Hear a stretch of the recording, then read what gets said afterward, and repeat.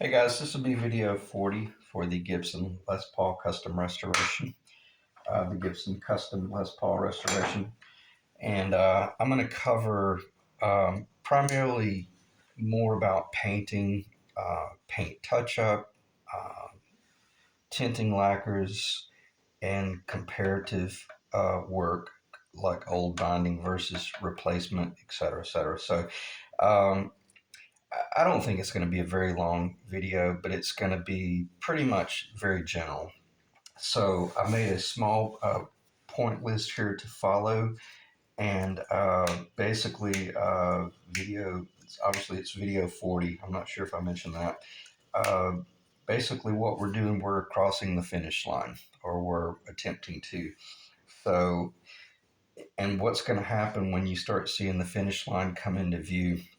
This is when you're going to start doing. You're going to have to make decisions about: do I tape off an area and spray in order to do touch up, or do I just use my little skewer? These are little. I've already shown them, but I have to keep reminding myself that I can't expect people to watch 40 videos that are 30 to 45 minutes long just to catch one statement I made. So if you're following the series, you may be thinking, well, you've already covered that. And yes, that is true, but I'm at this point now where I have to treat this like just one single video that kind of hits all the angles that you'll need to consider. So these are little bamboo skewers, and they're great for pretty much anything. Mixing epoxy, touching up paint because of the tips and stuff like that. So I'm going to do some experimental stuff here in a little while with touch up, and I'm going to show you little things that you can do to restore a multi-$1,000 guitar. All right, so let's dive in. Lacquer and touch-up. We're going to talk. Before I start talking about that, let me just clear the table here. The reason I got these guitars sitting up on the table is to basically, obviously, because I wanted to capture. I'm going to get behind the camera and look at something, and I'm going to lower my voice.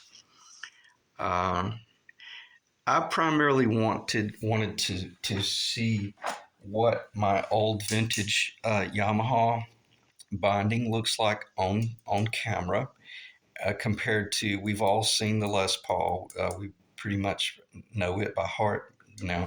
And this is I don't know what year this Gretsch is. It's either a 1960 or 61, in that range because of the body thickness, but it didn't have a label in it.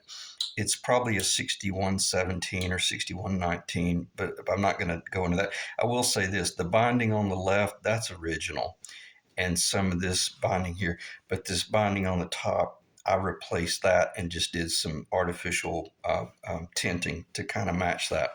So I just wanted to capture the guitars, and what I'm going to do, I'm going to go ahead and get the Gretsch off the table, but just show um, that that's old and original. The one on the top is going to be replacement binding that I did. And the cool thing about the old Gretsch is they're really rough. You know, there's nothing about, you really can't screw one up. You know, and I'm not sure if that's in the camera, but you can just see how it's kind of light in certain spots, it's dark in certain areas, and all that's artificially created to just make it look vintage and, you know, in keeping with a, what would that be, 50, 60-year-old guitar. So, all right, let me get that off the table.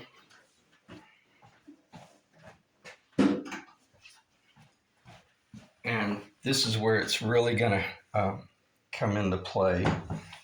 Be it this is, I think this is a 68. Let me see if that's in the camera. Just kind of take a mental, see, look at that. See where the binding's chipped off right there, exposing all the white, beat up, banged up, pretty dark down here. I hope this is on camera. The guitar's so big. The body is so big. It's kind of, I'm just going to try to capture the best I can. But you see, basically, this is what I meant by using this as my muse. look how white. I can see the white on the top of that from like where my forearm has gone across it. For I've had this guitar since I was about 22 years old, and I'm 54. So do the math. The older you get, the longer it takes to do the math.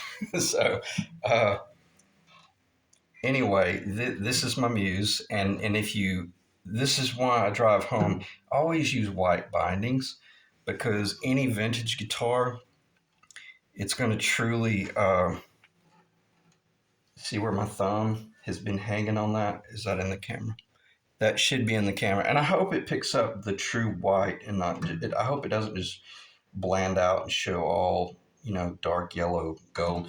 This is very dark right here, but it's beautiful. Why? Because it's original, and obviously it is what it is. I'm not going to continue talking about that. You can see how a lot of it's worn off right there, where I'm primarily doing cowboy chord work, but then because I do play a lot of jazz and funk and blues on this guitar, it's rounded over on the corner here and revealing the white. If you had have gone with like an artificial vintage cream, well, then you would never have any of that white revealing. So let me get this off the table, but I hope it showed up in the camera enough.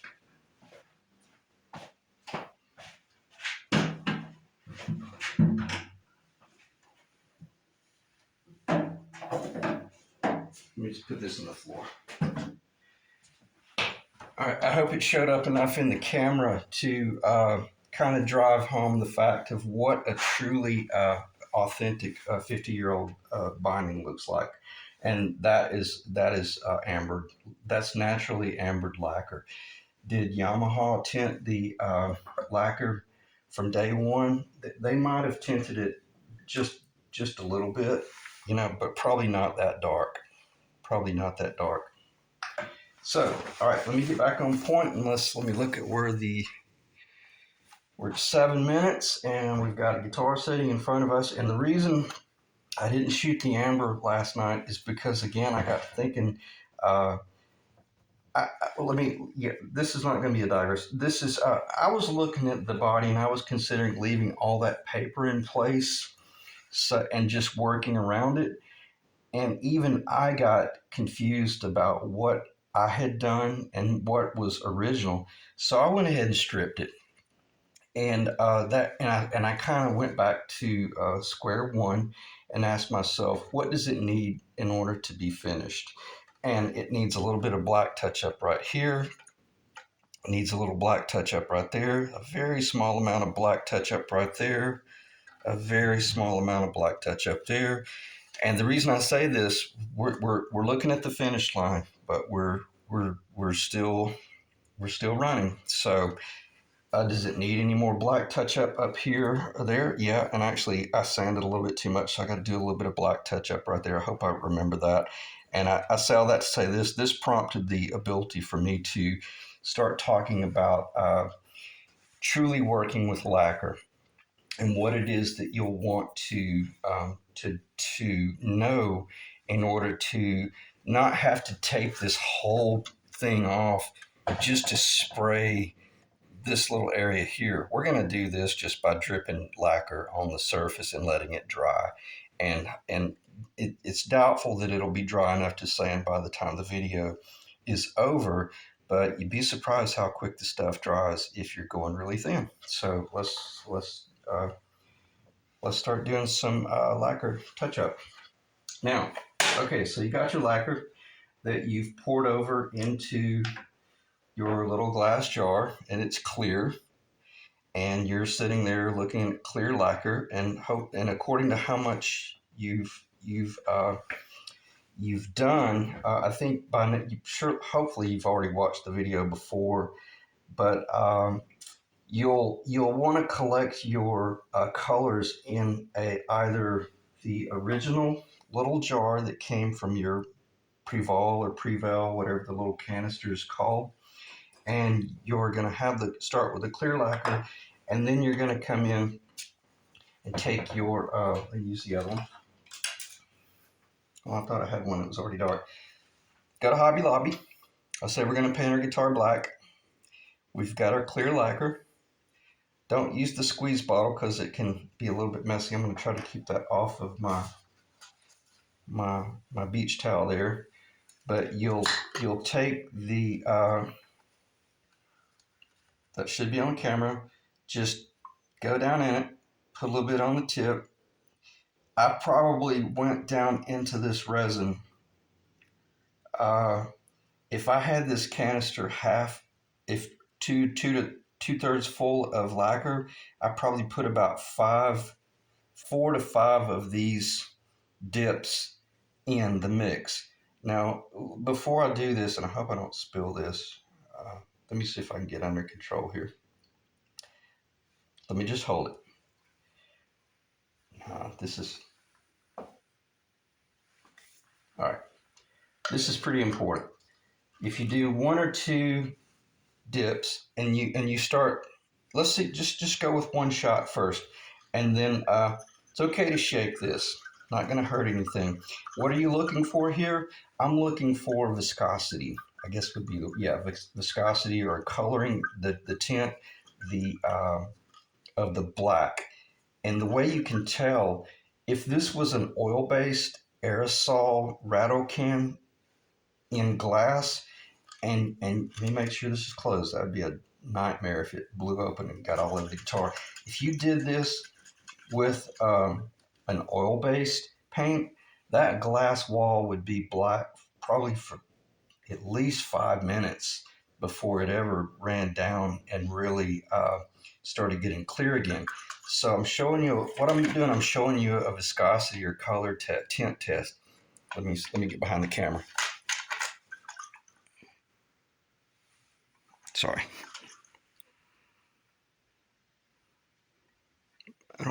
It's weird. I'm not seeing it.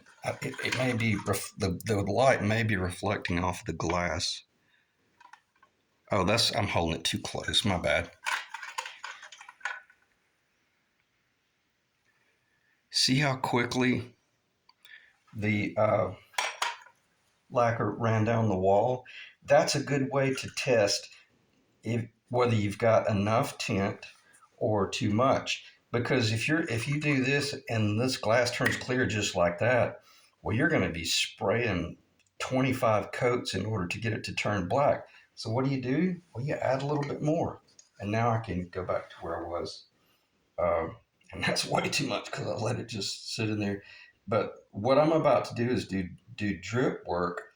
I want this to be pretty dark. I want this to be pretty black.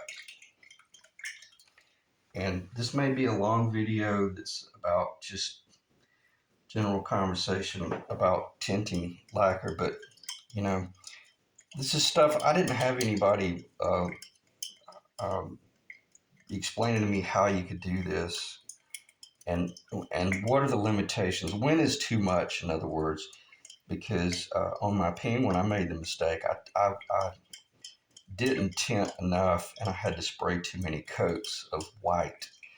And then I ended up putting a little bit too much, and then I could never get it to dry on the neck. It was just a nightmare.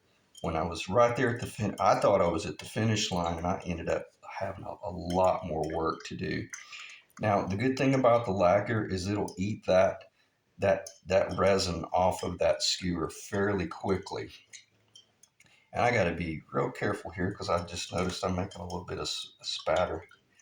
But what you want to do here is get that. Now, keep your paper towel. Go ahead and get this. I probably should have a glove on, but I'm not working with that trans tint, so this will typically come off. Why do you want to stay clean? Just so this doesn't bump up against something and make a mess. All right, what I want to do here, I'm going to make sure that I'm sealed. I'm pretty confident. I want to go ahead and do a little bit of shaking. And what I'm going to do, I'm going to do a view test, and I'm going to watch that lacquer on the wall, and it's staying pretty dark, but it's still running down. You see how quickly it didn't take long for it to run down the wall. So on that note, I think that's ready to do a little bit of touch up. And how do you do this? I'm just going to do it. And, well, see what I meant by, look at that. Can you, well, it just dropped. So if you were getting ready to hover over a vintage guitar and take a real dangerous risk, I'm holding quite a bit of I hope that's on the camera. And I apologize if I was too loud, but I got to do this. See how I'm allowed? It's almost like welding. If you've ever done acetylene and oxygen welding, where you're tipping the rod and you're putting the rod into the neutral flame, and you're getting ready to do some spot touch up. And let me see. I hope that showed up on the camera. I let it just roll over to the end, and look how much that was. That was an enormous amount. You can hold that skewer up straight and do a. This is not something that can be taught. You just need to get a feel for it. And you see how small of a touch up I just did there? So you can use that skewer to do your touch up. And I'm just gonna do what I just did right there. Get my finger a little bit closer.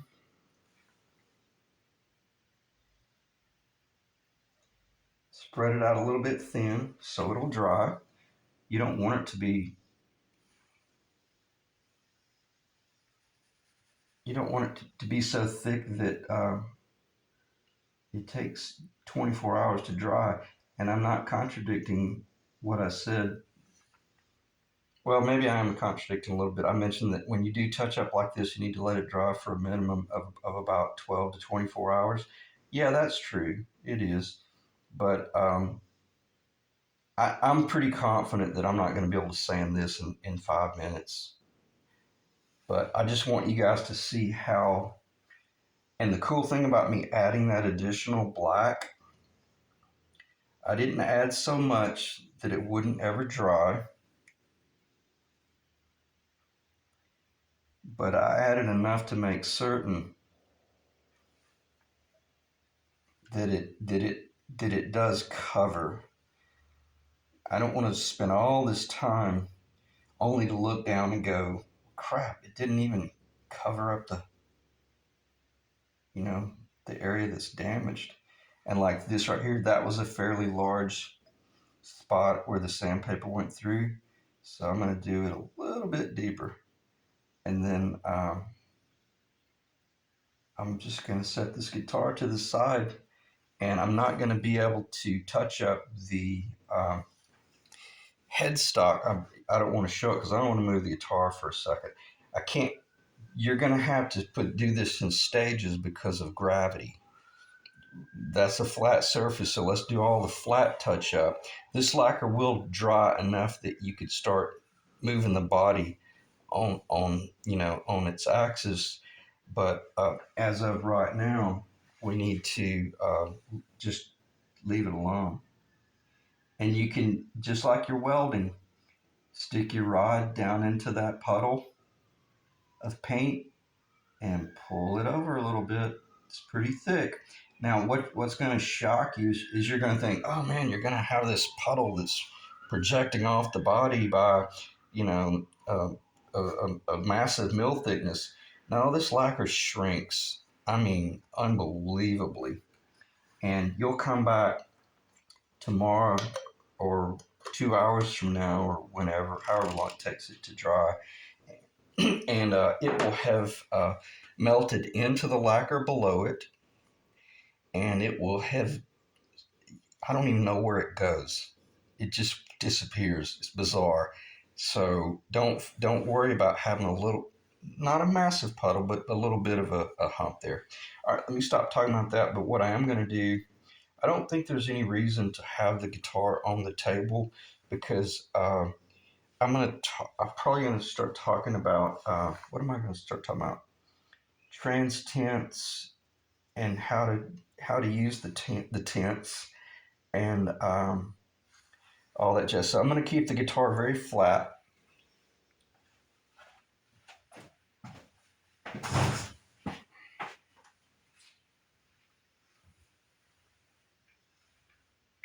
Yeah, I guess it's okay to just leave it on the table.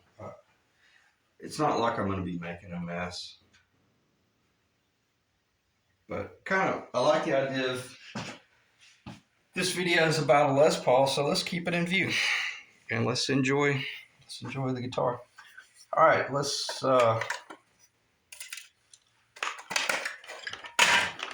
What do we want to talk about?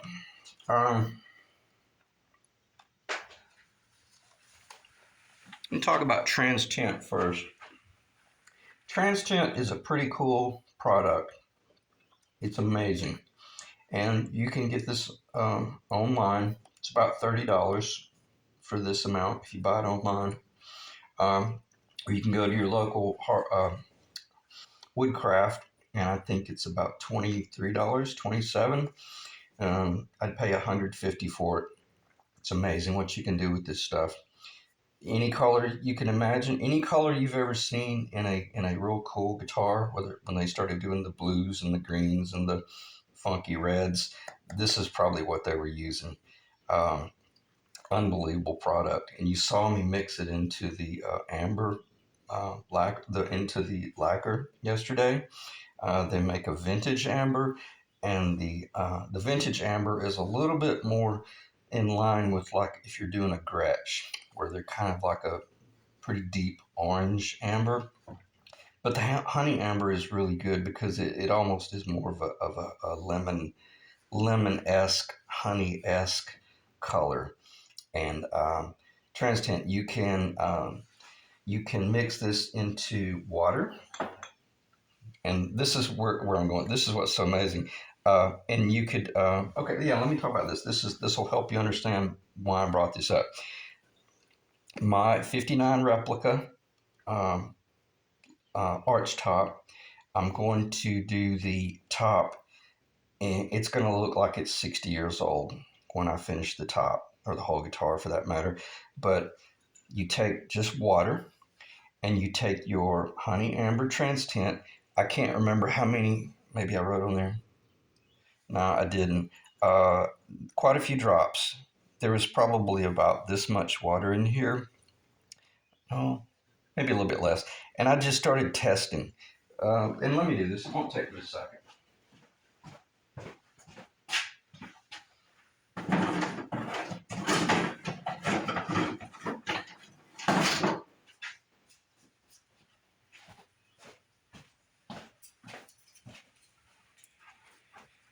I wasn't planning on spending this much time with it, and on this note, I'm definitely going to put my glove on.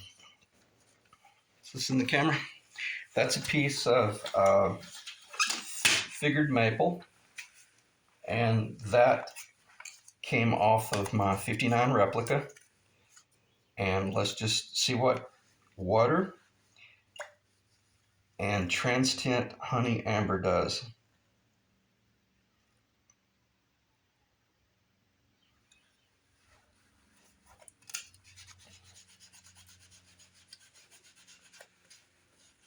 Turns it kind of a lemon-based yellow. See how you look at it and you think, wow, it's not really honey amber at all. Well, yeah, on the first coat, it's not. It's just a good yellow base. And then if you wanted, I don't want to make a mess. Yeah, let me see if I can do this without making a mess.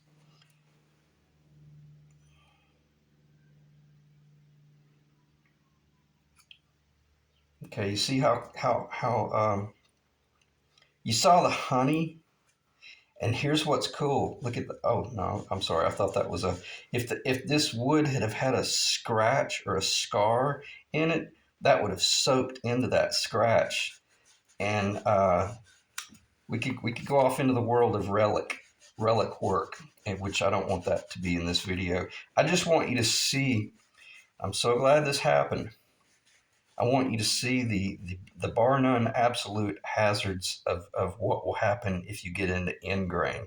When you're working with an arch top, if it's extremely pronounced, your end grain is going to soak up anything you do, and you will be chasing your tail trying to get it to soften down. I'm okay with that. That's kind of cool. All the more reason to ease into the finish line with your tints. So, yeah. And the reason I brought that up about working with water base, I'll be taping off the top of a guitar, and then I'll just work till I'm happy with the base. Then when I come in, and that was water, that was cut with water. Then when I start doing my spray work, and I'm going to change gears here and get this off the table. I threw that rag away because the last thing you want is that sitting in something. Then after that dries, of however long it takes, then I'll come in with my. I've got this sitting in warm water right now because I want it to. It sprays so much sweeter when it's kind of warm, not hot but warm. But then I'll take the same material as you saw yesterday, and I'll drip a drop or two, maybe 3 drops. I wouldn't don't get too aggressive, but then I'll spray the tinted amber over that, and I'll start building coats it comes until it starts getting vintage looking. Simply put, how else could you?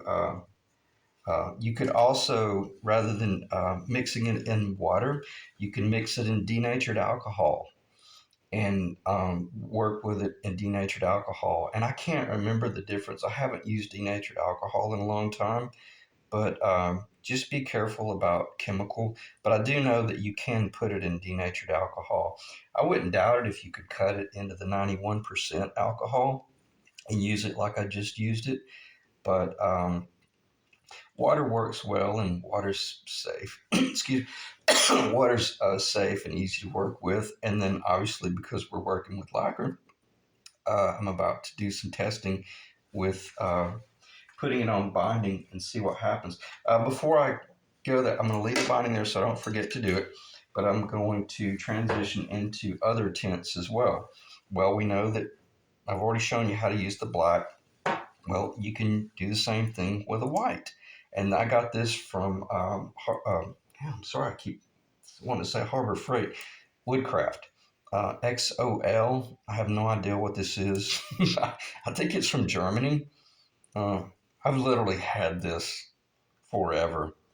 $5.79. If that gives you an idea, that was probably 20 years ago. It may be $10 by now. Uh, very, very, very, very concentrated. I'm scared to open it just for fear of it's like chalk, but very, very concentrated. So that was the penguin.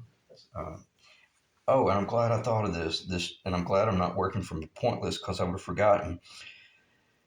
A little bit of trickery here. You could tint your lacquer white first and get kind of like a nice white, and then add just a very, very small amount of the honey amber. And guess what? Now you got vintage white, or you got some sort of aged white. And that's how I did my penguin, where the entire guitar is painted. You could sand 90% of the paint off, and whatever's left, it's still going to be a vintage white. So, so that would be one of two ways to do an amber finished white guitar. Let's say like you're going to do an '84 Kramer headstock that's white or something like that, and then you know that you want it to look really, really old. You could spray it in just, snow white, and then you could shoot it with the honey amber, or you could go ahead and just put a little bit of honey amber into your white. And I think you guys are following me, and then shoot it. And then keep that color, just keep that in a little jar. And then anytime you ever want to build another '84 Kramer, you've got that white over there, or a penguin to work with. All right, I'm going to get that off the table and stop talking. Stop talking about tints. I talked about water-based, so I need to get that off the table. I think I mentioned the reason the reason I have these labeled is because if you don't label, you can look at that and go, well, that's black nitro. We all get that, right? That's all black nitro, right? Well, not necessarily. That might be lacquer wash. That might just be heavily stained black lacquer thinner where I did washout. So just make it idiot proof and label everything so that if you're getting ready to do the job, you look at that and you go, that's black nitro. And you know for a fact. You can tell just by shaking it, but just go ahead and label things. Because by the time you get because that lacquer wash, I may have different degrees of that lacquer wash. I might have some that is so dirty and filthy with the black that it looks like a tinted lacquer. But I know to start doing my cleaning with that nasty stuff, then transition over to more of a clear lacquer thinner wash. I may have said lacquer. I'm talking about lacquer thinner washes in order to clean your spray gun or clean your little pre-vol, because in other words, these are not just a one-time use.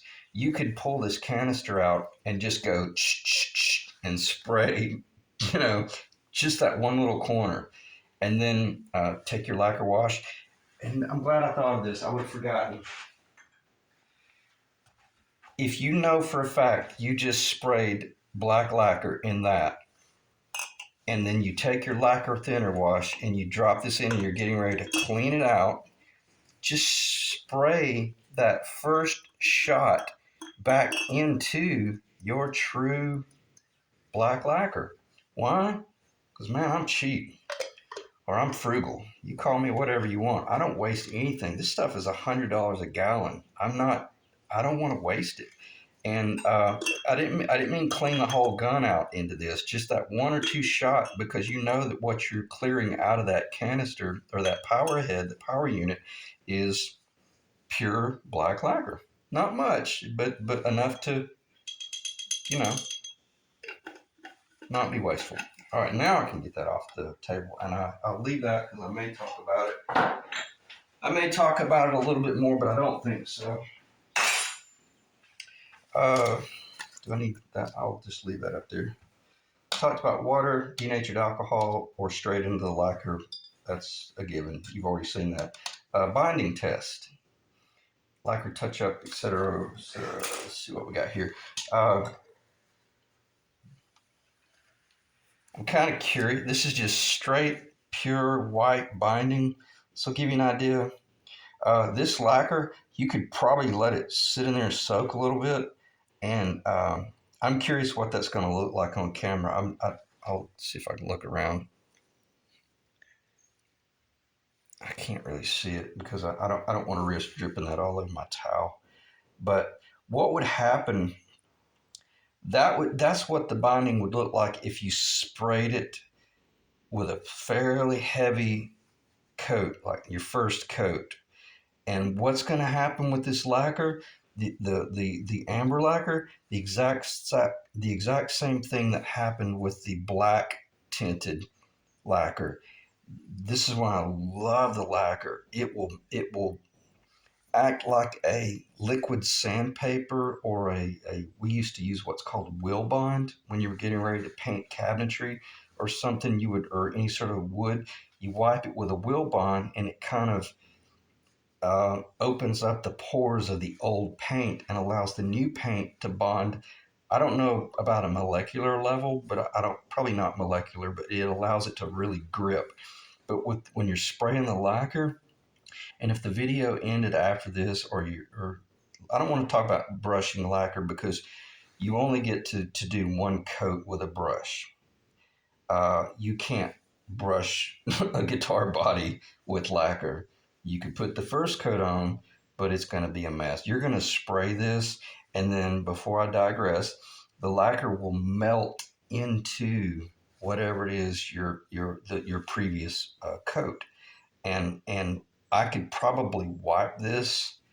I'm just trying to let that drip. I'm kind of doing a test here. I want to see just how much it's, and I did it. Darn it. Let me get a piece of paper towel, and I'm going to take the back side. Look, let me see. I'm going to look in the camera. Yeah, I'm going to wipe it and see. Yep, look at that.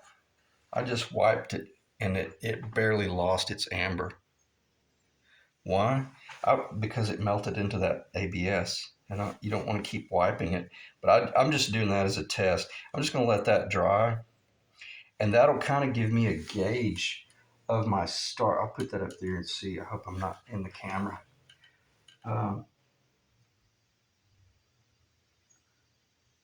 And see, that was a really, really thick coat. But that'll give you an idea. Yeah, I'm kind of glad I'm thinking about this, and this is I'm processing through this as well. I may come in here and do 3 more drops of the amber just for this guitar. Why? Because I don't want this to be a 8 hour job doing this amber. If I can do this, if I can cut this down to a 3 hour job, yeah, rock and roll.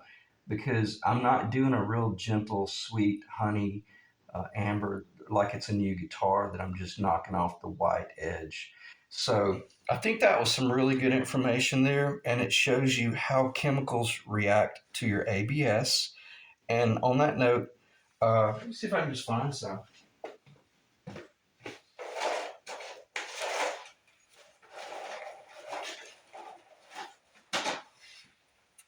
Let me see if I can find. I showed this, and let me get the cap on this before I knock it over, ruin my beach towel.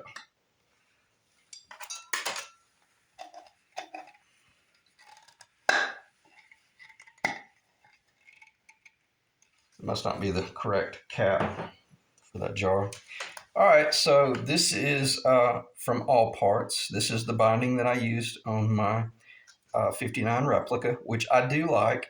And I may sound like I'm contradicting myself, but one of the reasons I did this is because I knew that I was going to do a barfly, smoke drenched, rough looking guitar. And I didn't see the point in starting with the white. So I went ahead and just started with the cream. So as I said, do as I say, not as I do. But you can see the differences here. This came from Stuart McDonald. And like I said, the first thing I was trying to figure out is how to return the item. This is more of a butterscotch. This is just like a off-brand cream cover. It's not a bad looking color. It's a little bit dark, but because they were trying to achieve that vintage look. But I have no idea what this looks like on the camera. But just one coat application gave you an idea of just how quickly we turned amber. And I hope I didn't miss the point, the reason I was going to show that. Probably just to show you. I guess why not to use the tinted. Yeah, that's exactly what I was. Why not? Why you don't have to use the vintage tinted cream bindings, because you were able to get the white and just shoot it with the amber, tinted amber. And again, experiment with your ambers, experiment with your binding. Although the binding is not cheap, make certain that you have some extra, and just do some test work with it. All right, let me look at the time. We're probably pretty high up in the video, about 38 minutes. What should I cover here? Um, Warm water when you're getting ready to spray this, which I'm going to be doing some spray work.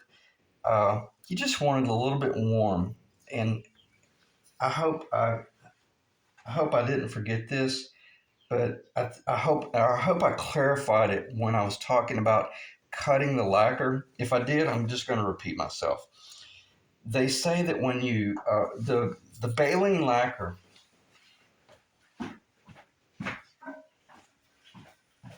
and if you're tripping up on this video and you didn't see the video 39, this is what I'm talking about. Baleen M610 1406 or Mohawk apparently purchased baleen. I can't remember. I think it was closer, may have been close to 10 years ago, or maybe even 15. Time's going so fast. This is nitrocellulose lacquer, which is strictly for, or specifically for, musical instruments. And when I talk about musical instruments, you may not know this, but in some of my early videos, I clarified I build a lot of hand carved arch top jazz guitars, and they're of the same school of luthier work as you would build a cello or a violin or an upright bass. And I'm talking about a truly professional instrument. I've built a lot of my stuff per Robert Benedetto's specs. And Robert Benedetto has an incredible vocational series that you can buy from Stuart McDonald, and you might be able to find it online. or you might be able to buy it direct from Benedetto out of Georgia.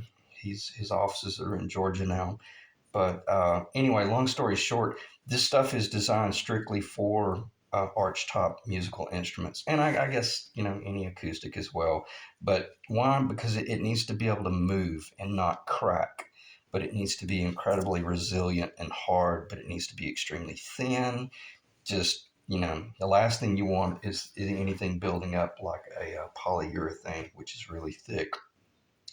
If you're building a Telly or Strat, it doesn't matter. It's not going to affect the tone. And it will, but not enough to keep you out of Carnegie Hall. So then that's why I mentioned, like when you think of bands like the Rolling Stones or the guitarist for Tom Petty, I think he used a Telly in a lot of his stuff. That's some of the most incredible guitar work I've ever heard. And then there's a jazz guitarist.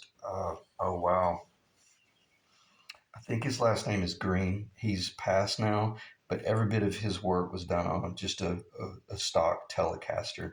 And it might have been cellulose, nitro cellulose lacquer, but for the most part, they say, and I'm going to finish where I started, this is where I was going with this, that you can spray this stuff right out of the can.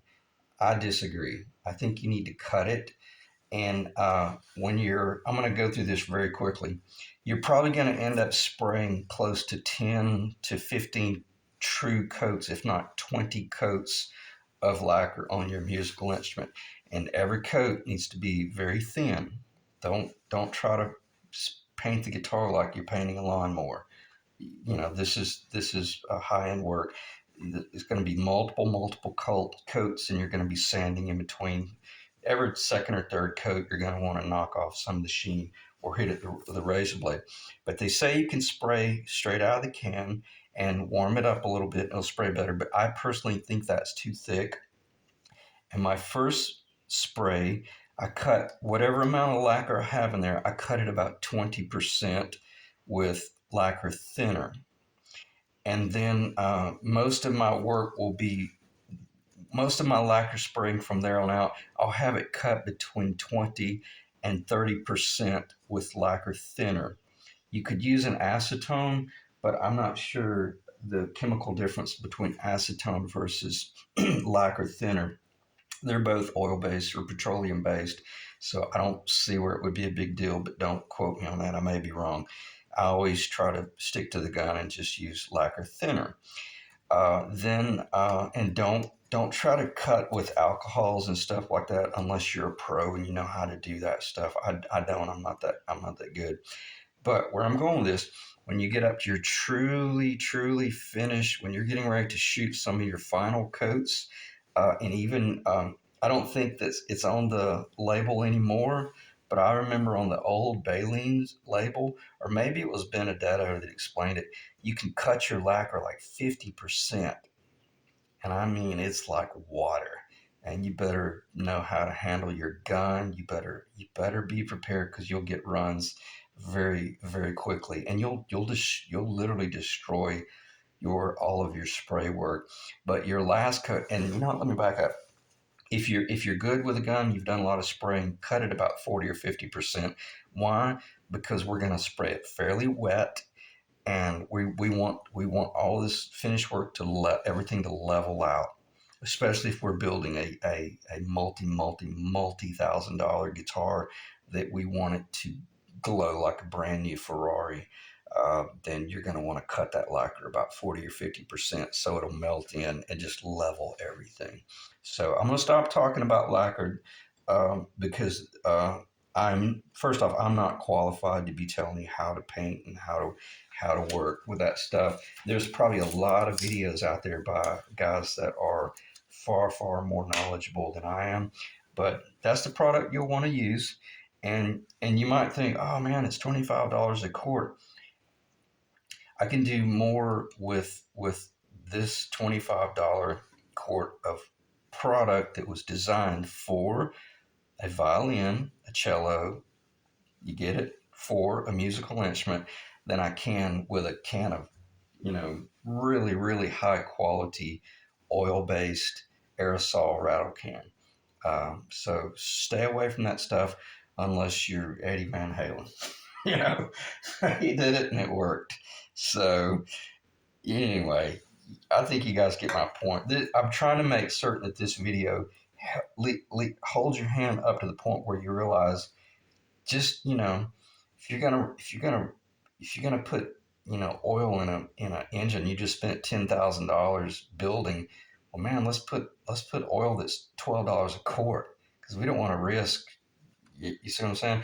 Use the product that was designed for this industry, for this work, and you'll realize, wow, the engineers really know what they're talking about. The researchers, they really understand how this product was to be used, and you'll find that it makes your job so much easier when you learn how to use your little Prevol spray canister that's at Home Depot or Lowe's or your big box stores, and your lacquer that you either got at Woodcraft or bought offline, online, whatever.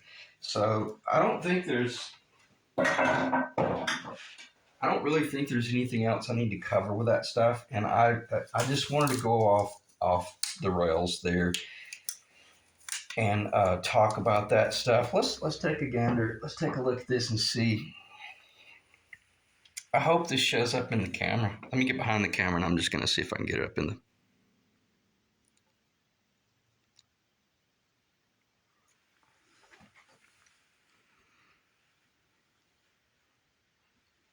I'm going to back away so I'm not so loud. I'm trying to just tilt into the light, out of the light, away from the light, around the light, and hope that you can see just how much it shrank. I mean, it literally just, I have no idea where that stuff goes. But I'm going to see if I can get real close. Let me just get behind the camera here. I'm going to use that light. It's just disappeared. But guess what it did? It covered up the exposed maple. All right, guys. Appreciate you staying in the ring. That was a long video.